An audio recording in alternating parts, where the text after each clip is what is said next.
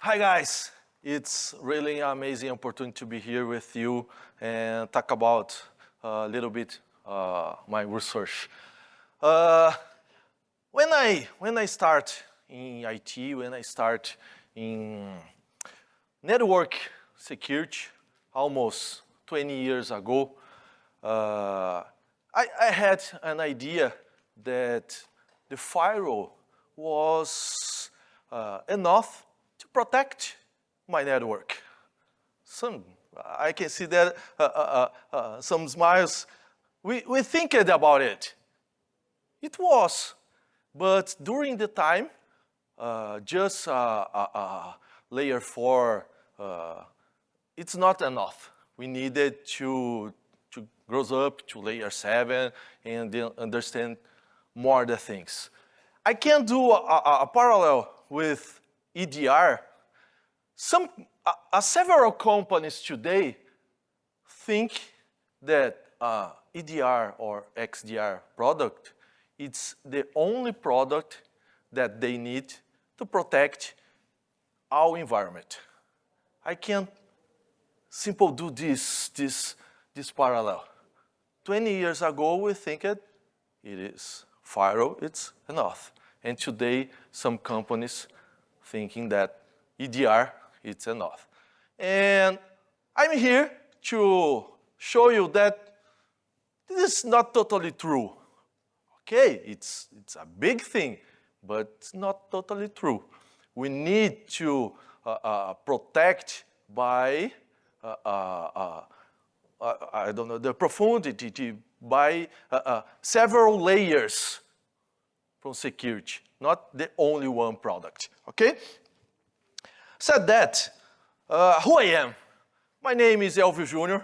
I am from Brazil, Maverick. My undergraduate school was in airplane pilot. And I was the first to earn OSCE 3 in Latin America. I'm studying to SCE, maybe. What do I like? I am a crazy guy and I love low-level stuffs like buffer overflow, assembly, and so on. Red teaming, mobile web, and a lot of another interesting things. By the way, I'm looking for relocation, okay? Yeah. What is hook chain and what not is? Hook chain, it's a technique, not pretend to be a tool. It must be clear. It is not a tool, it's a technique, okay? And what the focus? User-land NTDLL hooks bypass. What's the limitation? What is the limitations of this research? It was a research. It generated a 60 pages white paper that you can access at the end. I will show you as a QR code to the GitHub, okay? 100% user-land. I'm not touching the kernel land, okay? To bypass NTDLL hooks. And must be totally clear.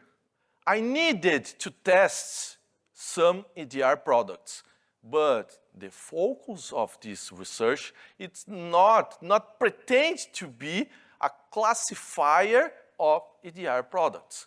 I need to test it, but I test it in a small environment, in a specific scope, okay?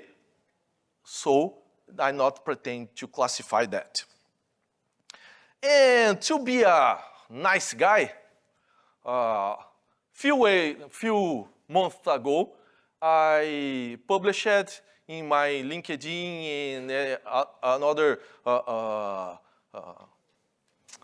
networks that I calling EDR vendors to test together.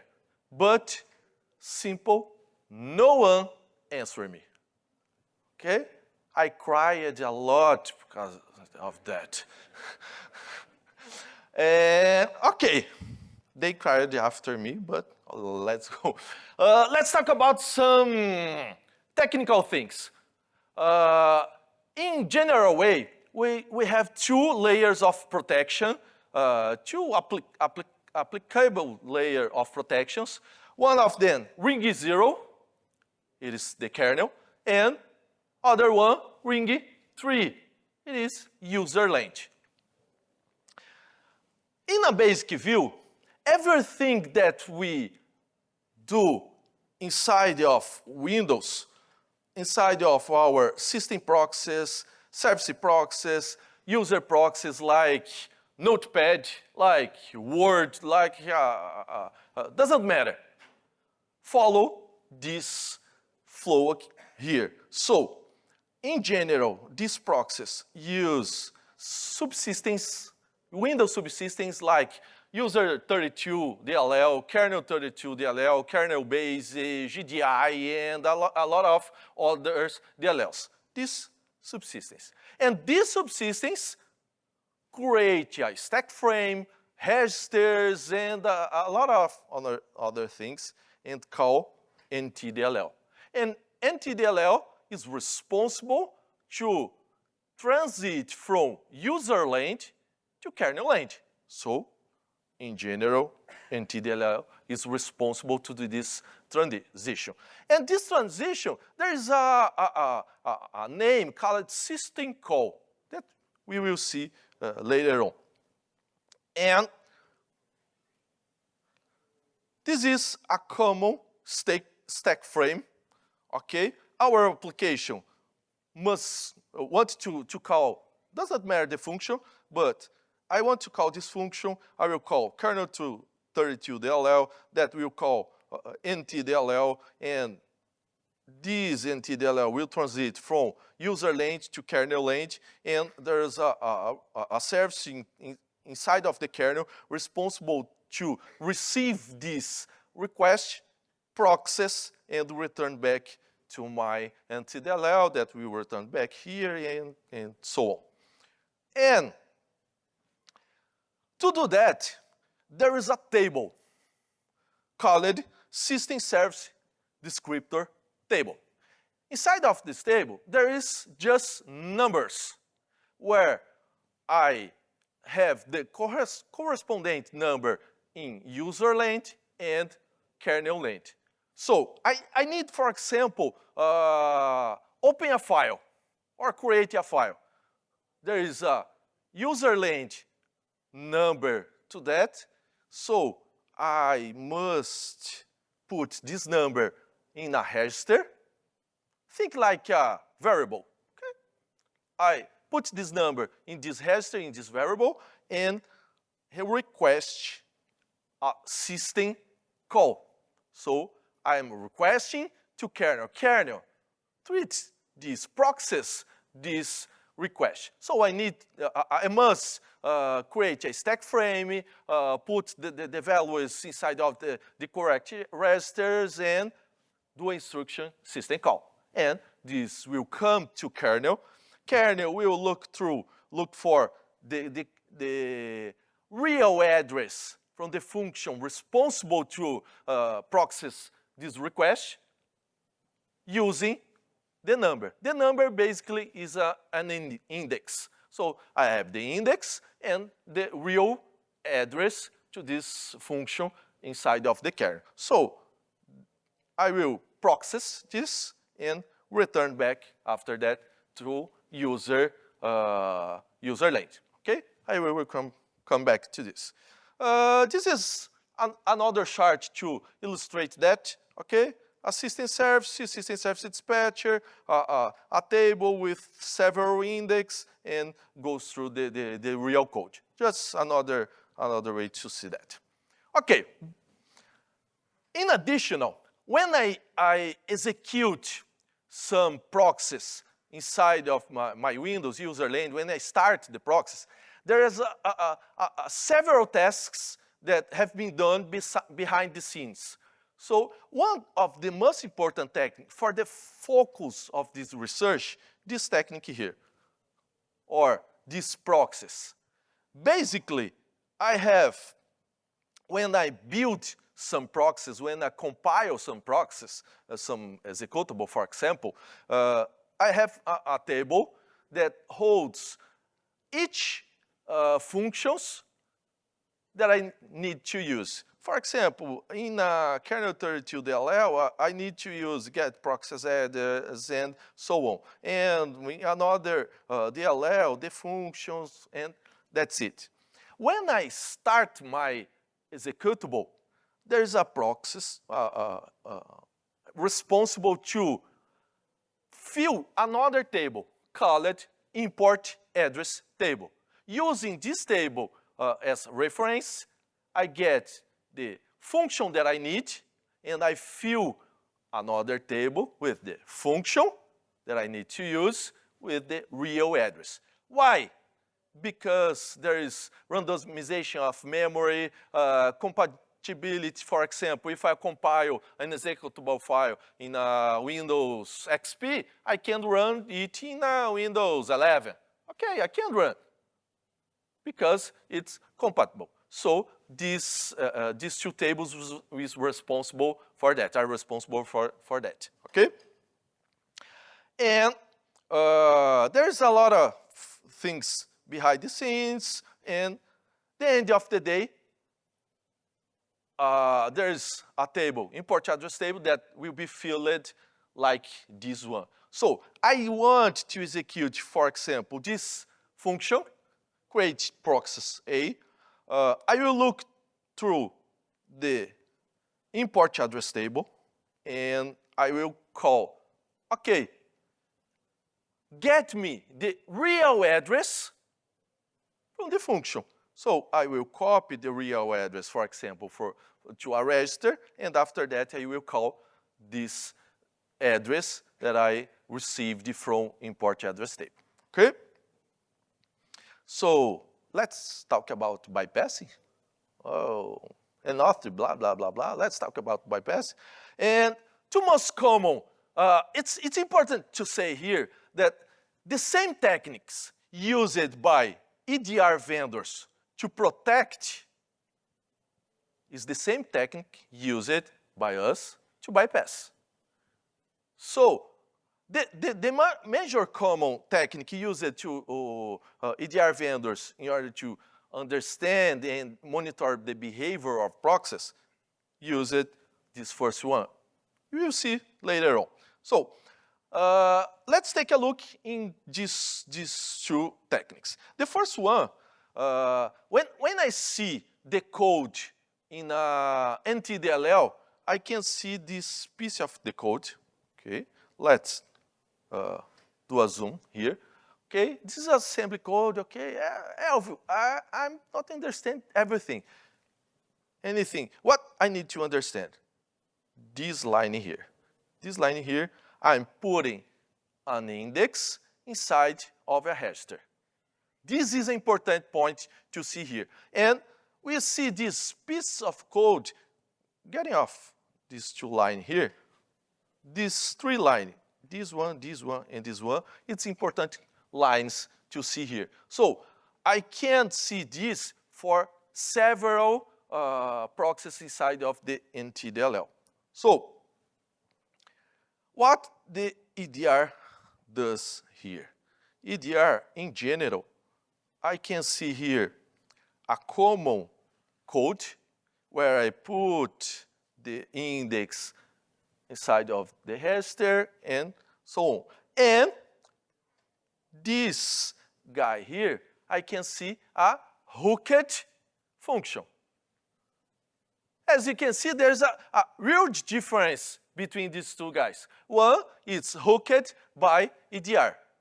As I told you guys, the EDR and the attackers using the same technique. So the EDR here, when I started an application, the EDR changed the code, putting a jump here. So when I try to execute this function, for example, write virtual memory, this function will be redirected to the EDR code and after back to my proxies.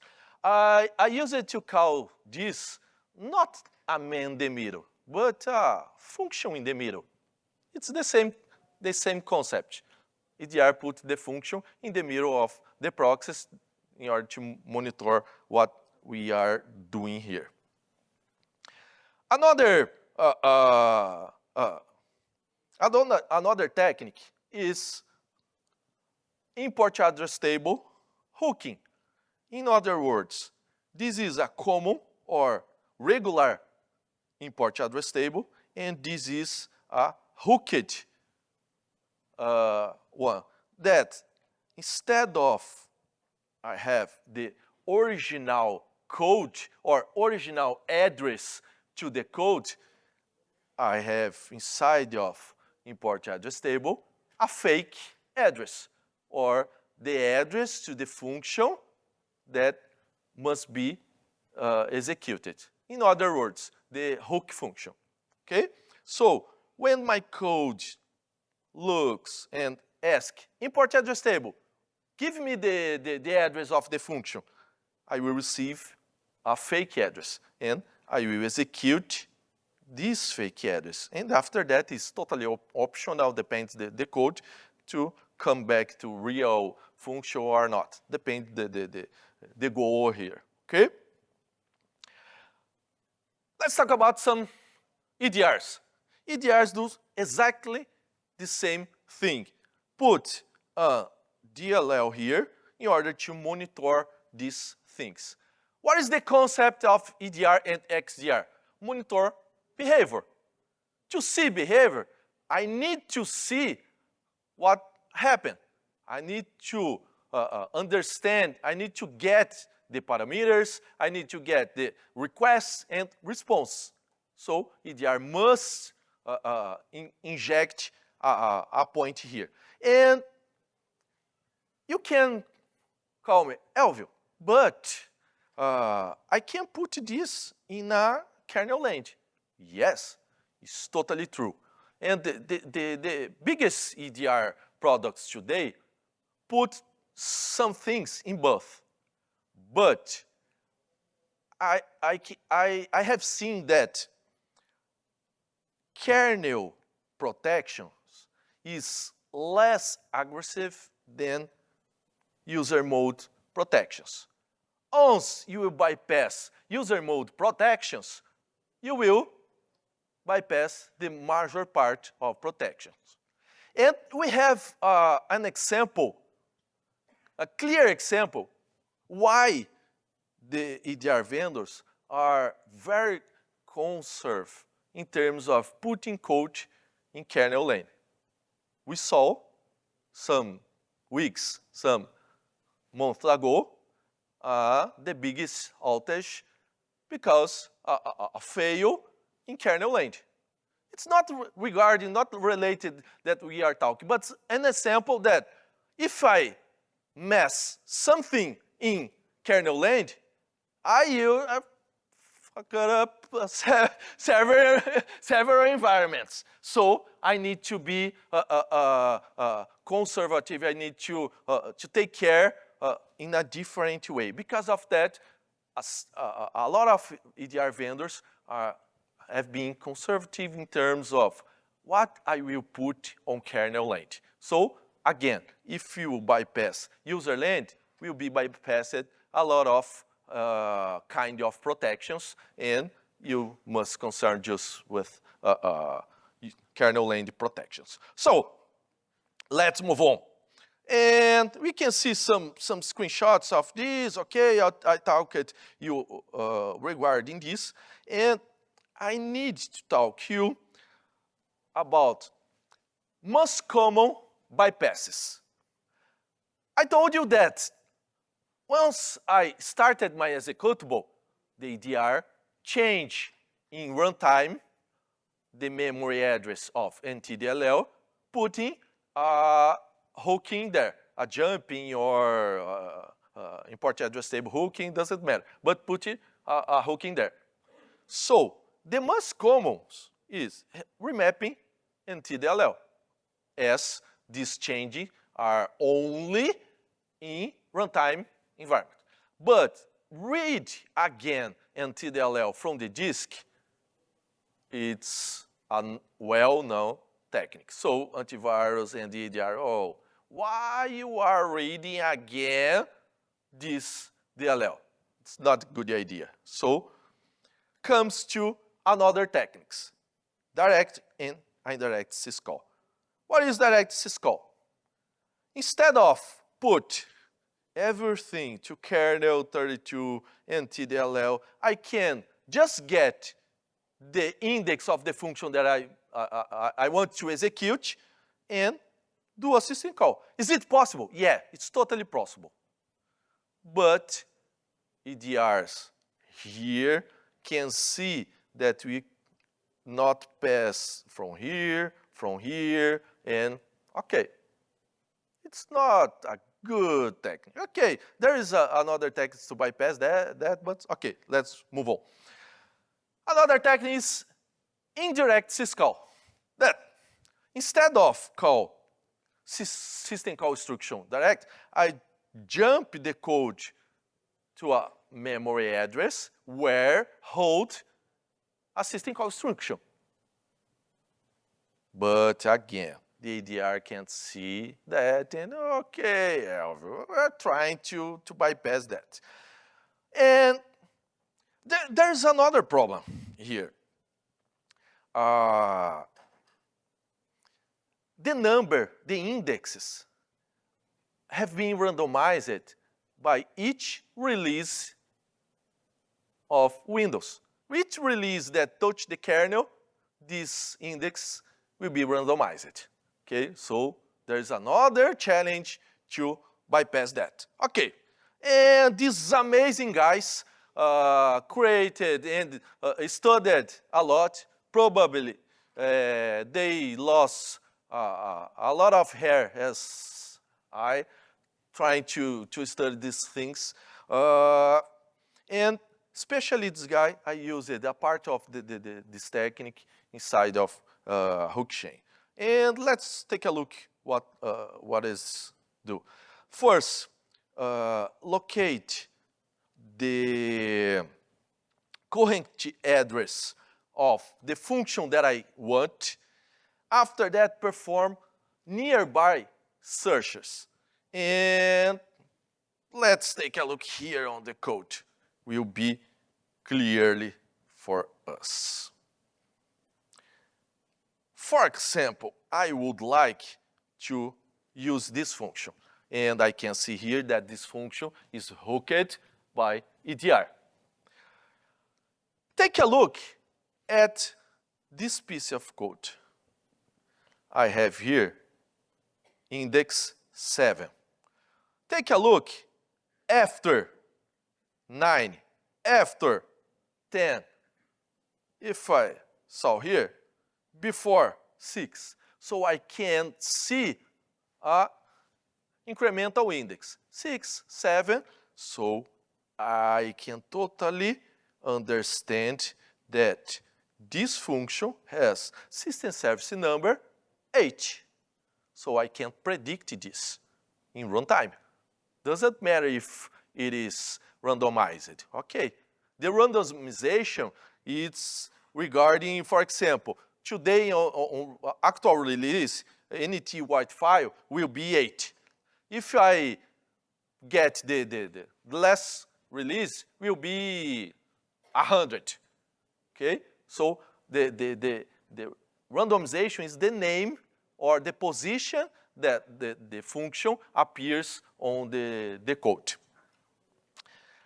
And in a sunny day, playing with my kids, I suddenly have an idea.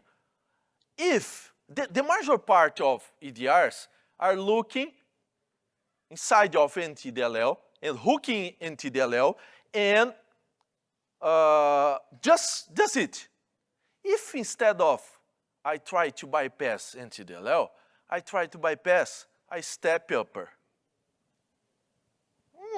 Maybe, okay, playing with my kids in Father's Day in his schools, okay, I went to home, write some code, and send this executable to a are really amazing friends because I'm sending an executable file to a friend. Guys, could you run this executable in your environment? The guys must be trust me. So a lot of friends run it and we get these results. At this point of the study, so I'm trying to understand if the continuity of this research was viable. So if I could spend more time in this research. So this chart showed me, yes, let's spend more time here. Because the major part of EDR are looking just inside your NTDLL. So if I put a step upper, I can get success. Okay. And I created hook chain. First thing, I need to resolve dynamically system service number. After that, I created that piece of code here, okay, like a copy of that piece of code here inside of my proxies and change it in port address table. Instead of goes through NTDLL code, goes through to my function code. Inside of my function, I do indirect syscall, okay? So this is the steps. First, resolve, and after that, I map critical functions because to change the proxies, I needed to use some functions before entire proxies must be hooked. So I needed to change. So I mapped this that I called the critical functions to my proxies and get system service number and so on. And finally, not finally, but I need additional step. For example, if I create a Metaxploit implant, when I start Metaxploit, it will load dynamically several other DLLs. If my proxies preload, or if my proxies, the hook chain itself, implant these hooks before the loading of these DLLs, these new DLLs will be not hooked. So I needed to preload these DLLs, and after that, just after that, do the magic. Implant the hook chain code inside of all of these DLLs. And this is the overview of the hook chain execution flow after the implant. In basic words, my proxies will call the regular subsystem, Windows subsystem, but Windows subsystem, instead of call NTDLL, will call my code, and my code will do the magic here and jump to syscall instruction, and it will come to kernel. If you see the stack trace when the execution is here, we cannot see here, because after that I do the things and comes to here. So in terms of stack trace, we will see here coming to here, and that's it. Okay? Again, I wrote a 60-page white paper regarding this, and there's a lot of other details that you can see about it. And this is a small piece of code. I told you that I needed to create some table, so I create some table here with our system service number, function address, address of the syscall instruction, and a lot of things. And I create a list with all NTDLL functions that I need to bypass and put on this table. And after that, this is just an example. It's not totally function, assembly function, okay? So in a few words, I will receive this in my stub function, and I will call this one that will put system service number in our register, and after that, jumping to system call instruction, and that's it. Simple as that. And this is the entire flow, okay? In general word, kernel 32, kernel base, and get the hooked address to my function, do the things here, called at this table that I previously created, and after that jump here and everything, and the magic happens here, okay? What is the advantage to use hook chain instead of another techniques? Reduce the probability of identification. Why? Total execution process will be near the original because we have the average, the same number of executions. And stack trace, if you look to stack trace, will be the same as original. And the most important part in terms of writing code, you must be changing nothing in your code and in your implant. In demo that we will see later on, I just downloaded Mimikatz from GitHub and put inside a hook chain and execute it, and that's it. Without recompile, without, just download the exe file. Simple as that. And execute, hook chain will execute the implants, and after that, execute the Mimikatz. Test environment for this research. To be fair with several EDR vendors, I did 100% of tests in the same environment, in the same methodology, the same steps, and the same procedure. So I did this. And I need to say again, much thanks for my friends and the Brazilian community, because I was on the door of the EDR vendors. Could you give me a license to test your product? I would say, obviously, not. I would say not if someone touching my door. Can I test? No, man. Never mind this. Okay, so it's obviously.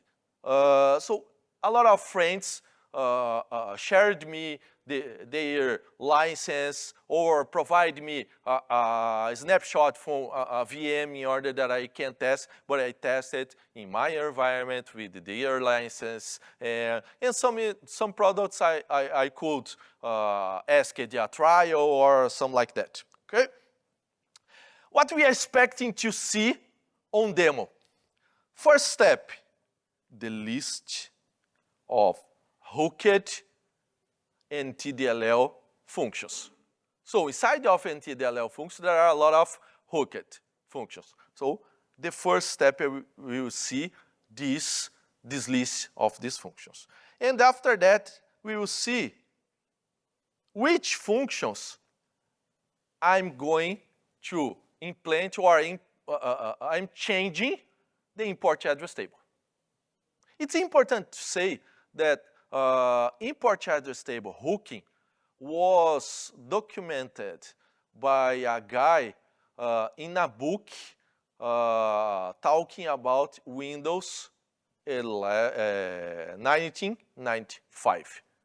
So the first Windows that we see in this infrastructure, because before that is Windows 3.11, so it's totally different. So this technique, import address table, was documented by this guy for Windows 95, okay? By the way. And we see this hooking, and let's see the demo. Some guys are expecting the demo here. So here's the demo. First, let's see the configuration of an antivirus, okay? Totally running, totally enable, advanced threat defense, without exceptions, without exclusions, okay? No notifications, fully updated, and as you can see, I did it minutes ago.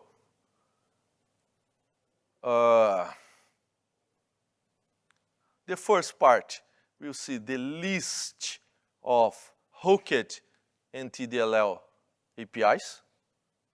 After that, we'll see I'm changing the address or implanting hook chain in this reference. After that, hook chain is fully implanted. So I will load additional DLLs that I passed through parameters. And now I will load the Mimikatz, inject it in memory, and I gonna execute this. It is nice, but not enough. I saw this print a lot of times. Let's touch the important things. Let's touch the credentials. Let's get the sun. Better. Let's get secrets. Much better. And okay, I did these tests for several products. I tried to test for all Gartner quadrant, but it was not possible. So I covered 56% of the Magic quadrant, and I tested for additional products, Acronis, Silence, and so on. And at the moment that I released this research, I had this table. Green was successful by red team perspective. In other words, I was capable to execute my implant without alerts and without block. In terms of red teaming, it's the success. In terms of blocking, fail. And there is a category here, a partial execution that nor executed successfully, but with alert, or not successful executed and without alert. And in number, we can see this category. And I cried a lot for the red items, okay? And it's important to say here, and to take a look in these tests. In blue are tests that I've made in non-admin proxies, regular proxies, without system privilege, okay? I was planning to do this just in this category. But when I started to put this on LinkedIn, some guys, to establish a C2, it's nothing. What you block that if it's not critical? Why you block that? Okay, let's, I want to see you touching LSAS. Challenge accepted.